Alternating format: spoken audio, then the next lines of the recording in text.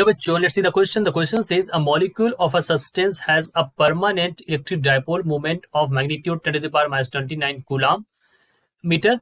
A mole of this substance is polarized at low temperature by applying a strong electrostatic field of magnitude 10 to the power 6 volt per meter or meter inverse. The direction of the field is suddenly changed by an angle of 60 degree. Direction अभी अचानक बदल ली गई है. Estimate the heat produced by the substance in aligning its dipole along the new direction. तो कितनी heat produce होगी of the field. Simplicity के लिए हमें मान लेते हैं that there is 100% polarisation of the sample. क्या है यहाँ पर, सैंपल का 100% पोलराइजेशन होगा. तो बच्चों इस क्वेश्चन को सॉल्व करने के लिए जो हमारा की कॉन्सेप्ट हो जाएगा, दैट की कॉन्सेप्ट विल बी, देखिए हमें यहाँ पर क्या पता करना है, we have to find out the heat. ठीक है, क्योंकि हम इसका डायरेक्शन बदल रहे हैं अचानक, और डायरेक्शन बदलने से हमने मान रखा कि 100% पोलराइजेशन होगा. तो हीट निकालने के लिए जो हमारा की कॉन्सेप्ट होगा, so that is equals to U2 minus U1, यानी कि जो पोटेंशियल पहले थी और जो पोटेंशियल अब है उसमें हम डिफरेंस निकाल लेंगे तो हमारी हीट निकाल आएगी.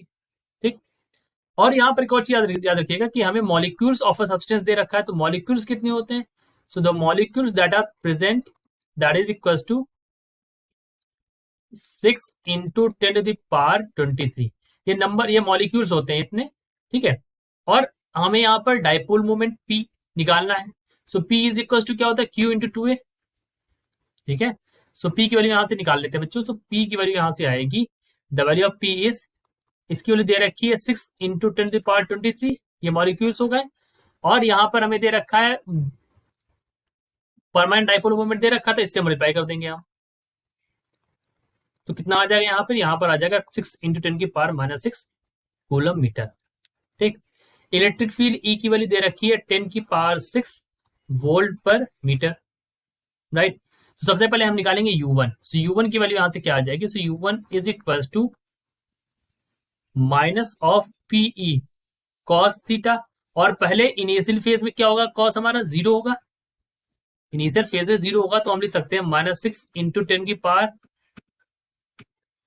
यहाँ पर माइनस 6 था, मल्टीप्लाइड बाई ई की वैल्यू 10 की power 6 multiplied by cos 0. Solve करने पर क्या हो जाएगा, ये और ये कट जाएगा तो वैल्यू आ जाएगी यहाँ से, the value that you will get is minus 6 joule.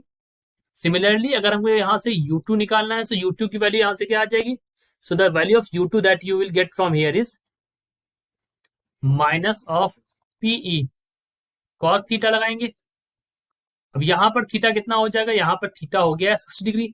So minus 6 into 10 की power minus 6 multiplied by 10 to the power 6, और यहाँ पर लिख देंगे cos 60.